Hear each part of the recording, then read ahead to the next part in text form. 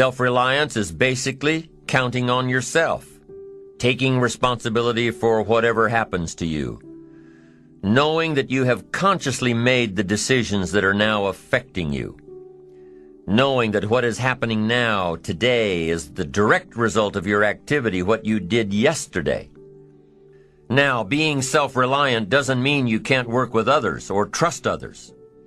Self-reliance means counting on yourself, trusting yourself, being confident with yourself, being responsible to yourself, trusting your own instincts, trusting the conclusions that you have developed from your study of experiences and philosophies, taking the credit that is due you, learning from the mistakes that you have made, being self-reliant.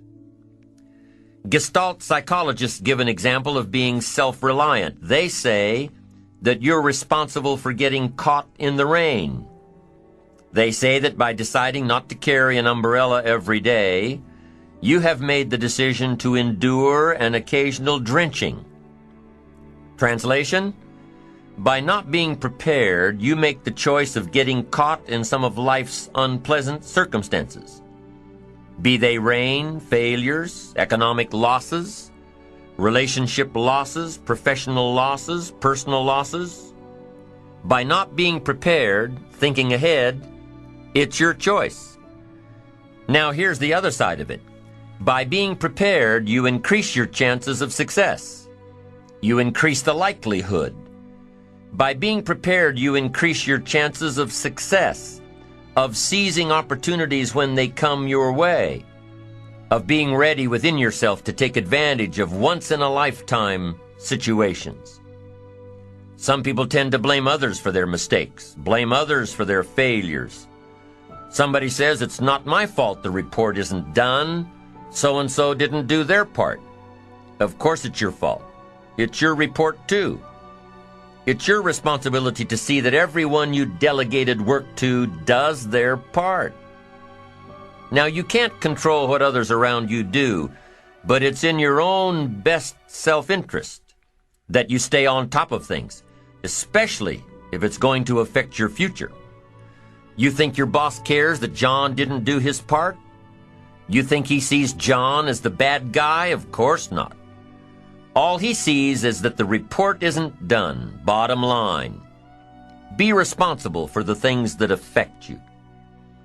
You can make sure you're more responsible by checking in with those people who are working with you, the people who make up your team. You can be more responsible by saying, hey, John, how are you doing with your part? Do you need some help?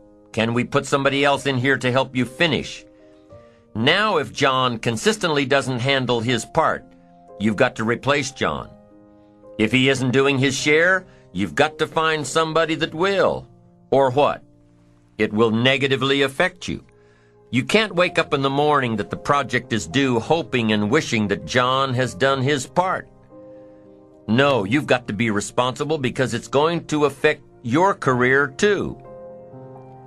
Now, my approach to my better future very early on in my career was to just go through the day with my fingers crossed. And I used to say something like, I sure hope things will change for the better. Then here's what I found out. They're not going to change. Somebody says, well then, how will my life ever change? Answer, when you change. When you change, when you get better, it'll get better. If you change, it'll all change. Don't put it on someone else. Hope that someone else will change it for you. Take responsibility for yourself. Take personal responsibility. You can't change the circumstances or the seasons or the wind, but you can change your reading habits. You can change whether or not you go for the skills, burn the midnight oil, turn yourself around, multiply your value by 2, 3, 5, 10. That you've got charge of. That you have control of. You don't have control of the constellations, but you've got control over whether or not you go to night school, take adult classes, learn some new skills. You have control over that. And if you don't, that's your fault. You've got to take personal responsibility. You've got to be self-reliant. Nobody else can change your life, alter your ambitions, pave a golden road for you. But you can. It's up to you. Be responsible for yourself. Learn to reap the harvest without complaint. This is a sign of growing maturity. And here's where it comes from: taking full responsibility. Take full responsibility for everything you do. Be responsible to yourself. It's your crop. Whatever your paycheck is, take full responsibility. You say, well, it's my employer. No, it's not your employer. You can become twice as valuable, 3 times as valuable. Burn the midnight oil, learn some more skills, bring more value to the marketplace. I'm telling you, whatever your harvest is, take it without complaint. Whenever you prepare correctly, taking all of the steps you're supposed to take, doing everything in your power to stay on track, whenever your preparations lead to success, achieving your goals, you reinforce the disciplines that got you there. Success leads to reinforcement of the proper disciplines. If what you're doing is working, keep doing it. If what you're doing isn't working, change it. How can you isolate what's working for you and what isn't? How can you make sure that you are reinforcing your positive disciplines? Well, if it isn't apparent, easy to see right away, if what you're doing is happening in such small increments that you're not sure if you're on track, then you need to be writing it down. You need to keep a journal anyway. But if you really aren't sure that what you're doing is making measurable progress, you need to keep a written record. You need to write down everything that may be relevant in your day. What you did, who you saw, what you felt, how it may or may not affect you now and in the future. The best way to track your activities of the day is to write them down. The best way to track your activities of the week is to write them down. The best way to analyze your progress through the year is to have written it down. Why? So you can look back on it. Because by keeping a written record of your life, you will be more accountable. By putting into writing the action steps that you have planned, you will easily see what works and what doesn't. Most people just try to get through the day, never writing anything down, never keeping track of their progress along the way, never really knowing if they are doing all they can to reach their goals, to drive their ambition. But gifted people learn to get from the day. They don't let a day end without picking up some valuable experience, some emotional content, some idea that may positively affect their future.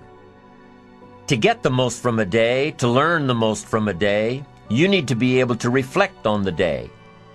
And how can you reflect on a day unless you record it in history? How can you possibly reflect on a week unless you can look back and analyze it? How can you learn from past mistakes and bask in the past successes unless you write it all down? There's something magical in writing out a problem. It's almost as though when you start writing it out, you start figuring out ways to make it work. Perhaps the magic is that when you write it down, you can now be objective. You can start to see objectively where you fit into the picture. You can start to see if you are being responsible, if you are being self-reliant. You are pondering it. You are trying to figure it all out.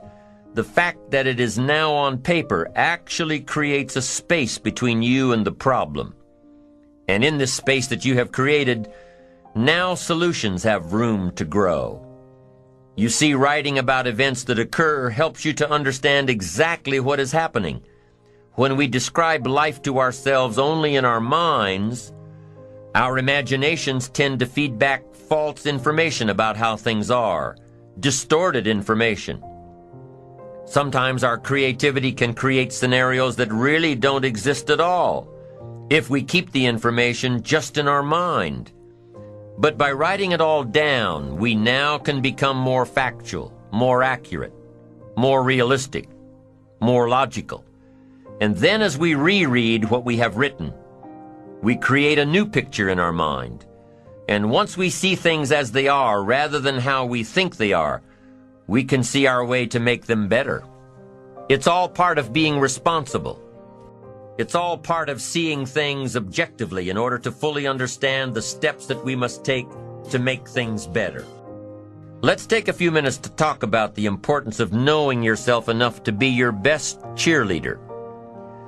You know, when you thought you were doing what you were supposed to do and were misinformed, the times you thought you had it all laid out and it just didn't work, the times when you burned the midnight oil day after day and it didn't seem to help, it didn't seem to change the end result. These are the times that you have to rely on your own self-encouragement. And there are two ways to use self-encouragement. Number one, take responsibility for the missed opportunity or the misrepresentation. Learn from the fact that even though your client wanted it one way and you presented it the right way, it didn't work. Be prepared for the letdowns that happen every so often. Know that this lost opportunity just sets you up better for the next one. Realize that you can make the necessary alterations next time. Make the changes that will make the difference. Study your mistakes and learn from them. Don't dwell on the mistakes. Acknowledge them. Learn from them. Encourage yourself that you're smarter than your bank account leads you to believe. The second way to use self-encouragement: remind yourself that you're bound to get better. Don't get down on yourself. Don't beat yourself up. It's the next opportunity that matters, not the last one, the next one. Now, the last one matters only in that you must learn from your mistakes. But the next one gives you the opportunity to show that you have learned from your mistakes. You can do it better next time. You just have to practice, practice, practice. Keep trying. Keep trying until what? Until you've got it down. If you figured out what went wrong last time, then you know how to make it right next time. If you figured out what it was in your presentation that didn't work, don't say that next time. If you figured out that the reason you didn't close the deal this time was because you didn't have all the facts and figures in place, have all the facts and figures in place next time. Don't beat yourself for messing up. Pat yourself on the back for figuring it out. You need to encourage yourself. You need to pump yourself up. You need to be your own cheerleader. Why? Because you can't wait and hope that someone else will come along and cheer you up, make you feel better, tell you that you'll do better next time. You have to rely on yourself. You have to have faith in yourself and your ability to figure out what works and what doesn't, what's right and what's wrong. You have to have the inner belief that everything you're doing for a positive outcome in the future. You have to encourage yourself with future successes. Number one way to use self-encouragement: take responsibility for missed opportunities and study your mistakes. Number two, don't get down on yourself. Encourage yourself with your future. Encourage yourself with your goals, your dreams, your ambition. Knowing that you've got a plan, knowing that you're taking the right steps, knowing that you're going to do it until. When you miss an opportunity, are unprepared for an opportunity, or suffer a setback while realizing your goals, when you miss out, you need to encourage yourself by immediately getting back into line. There's an old cowboy saying, fall off a horse 7 times, and you're a real cowboy. If you fall off a horse, get right back on. If you fall off track, get right back on. If you fall away from your disciplines, get right back to them. If you fall out of habit, get back into the habit. If you fall off, get back on. If you fall off the horse of habits or disciplines or progress. If you fall off the horse, get back on. It may be hard, it may be a bit frightening, but get back on. Keep your ambition alive and active and well. We must all suffer one of two pains: the pain of discipline or the pain of regret. If you don't spend an ounce of discipline, you'll most likely suffer tons of regret. Discipline weighs ounces. Regret weighs tons. It's much easier to be disciplined and have the money than to try to rationalize why you don't. I'm telling you, better a few disciplines than a lack of dignity. Don't wish for less problems, wish for more skills. Don't wish for less challenge, wish for more wisdom. Don't wish for it to change out there. Develop yourself to the point that you can truly and totally rely on yourself.